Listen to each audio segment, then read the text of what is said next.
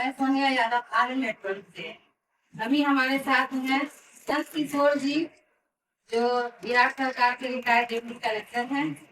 और ये अभी समाज से सेवा करने में बहुत दिलचस्पी ले रहे हैं।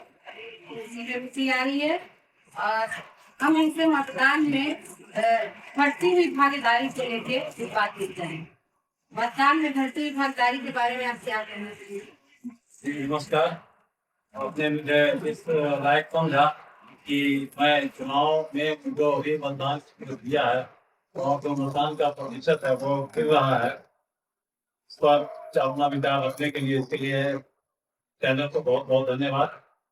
सबसे बड़ी बात क्या है कि आज हम इतने सुविधा भोगी हो गए हैं कि मतदान के लिए थोड़ा समय नहीं निकाल पाते हैं, जबकि जो भी सरकार बनती है 5 साल के लिए बनती है और उन 5 सालों में आम जनता सरकारी सुविधाओं का लाभ तो उठा लेती है, परंतु उस लाभ के लिए जो सरकार बनानी है उस सरकार को बनाने में अपना सहयोग नहीं देती। तो इसके लिए आम जनता कुछ तो जिम्मेदार जरूर है कि उसे अपने कर्तव्य के प्रति इतनी जागरूकता नहीं है और अपने देश के लिए वो उतने जागरूकता से नहीं सोच पाती है, जिसके चलते सरकार उचित नहीं बन पाती है और इसका खामियाजा कहीं न कहीं आम जनता को ही भोगना पड़ेगा। सर, दुनिया के सबसे बड़े लोकतंत्र भारत में अभी लोकसभा का चुनाव जारी है, किंतु इस चुनाव में मतदान के प्रति लोगों की काफी उदासीनता है। इस विषय में आप क्या कहना चाहेंगे? हाँ, ये तो निश्चित है कि भारतवर्ष दुनिया का सबसे बड़ा लोकतंत्र है और इस लोकतंत्र को मजबूत करने में सबसे बड़ा हाथ तो जनता का ही है, जिससे कि लोकतंत्र के जो हमारे रहनुमा हैं वे मजबूत बने, सही चुने जाएं। जब हमारा वोट प्रतिशत गिरता है तो निश्चित रूप से कहीं न कहीं जो सुयोग्य उम्मीदवार हैं वे चुनाव से वंचित हो जाते हैं और उसका खामियाजा कहीं न कहीं आम जनता को निश्चित रूप से भोगना पड़ जाता है। इसका सबसे बड़ा एक उदाहरण है कि मान लिया जाए कि यहीं पे 55% मतदान हुआ तो 45% लोग तो वोट डाले ही नहीं।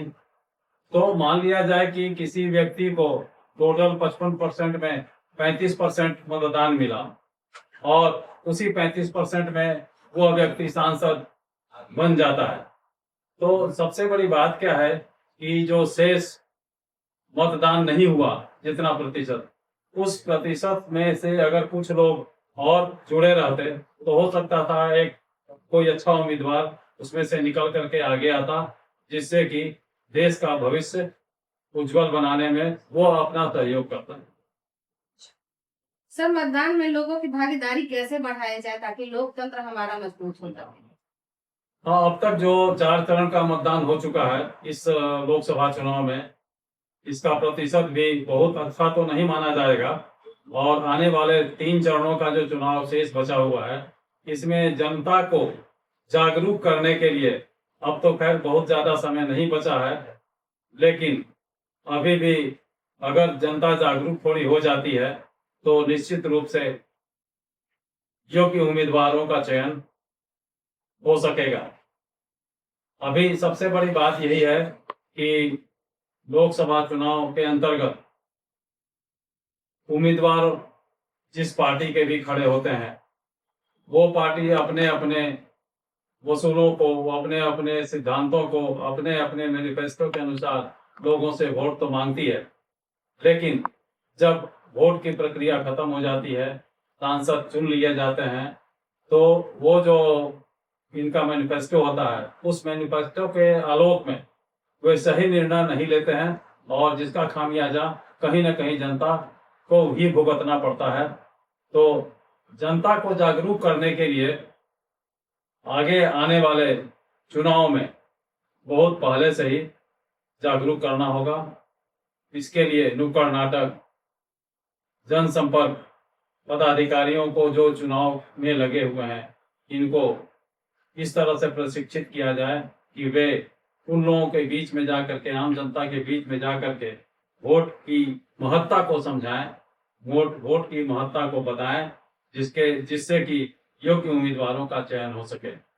एक और ईवीएम मशीन में एक आता है नोटा का भी बटन, तो मेरे ख्याल से नोटा का बटन को नहीं होना चाहिए, इसलिए कि मान लिया जाए कि 2% ही नोटा के में अगर चला जाता है वोट, तो उस 2% के वोट के चलते हो सकता है कि कोई योग्य उम्मीदवार वंचित हो जाए चुनने से।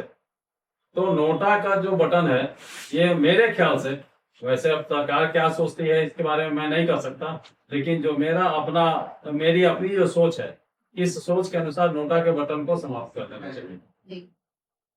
लोकसभा चुनाव के परिणाम के बारे में आप क्या कहना चाहेंगे? लोकसभा के चुनाव का जो परिणाम आएगा यह तो अभी अनुमान लगा ही जा सकता है, लेकिन देश को मजबूत करने के लिए एक सशक्त पार्टी का होना केंद्र में बहुत जरूरी है। और अगर मिली जुली सरकार बनती है, जो कि हम लोगों ने पहले भी देख चुका है, देवेगौड़ा जी बने, वीपी सिंह बने, तो इन लोगों की जो सरकारें थी वो बहुत हद तक सफल नहीं हो पाए। तो जब तक केंद्र में कोई मजबूत सरकार नहीं बनती है, चाहे वो किसी पार्टी की बने, तो देश का उद्धार उस तरीके से नहीं हो पाएगा जो होना चाहिए। धन्यवाद सर। धन्यवाद। आरएन न्यूज से मैं सोनिया यादव, और आप लोग का बहुत बहुत शुक्रिया जो हमारे न्यूज चैनल पे आए। आपको अगर अच्छा लगा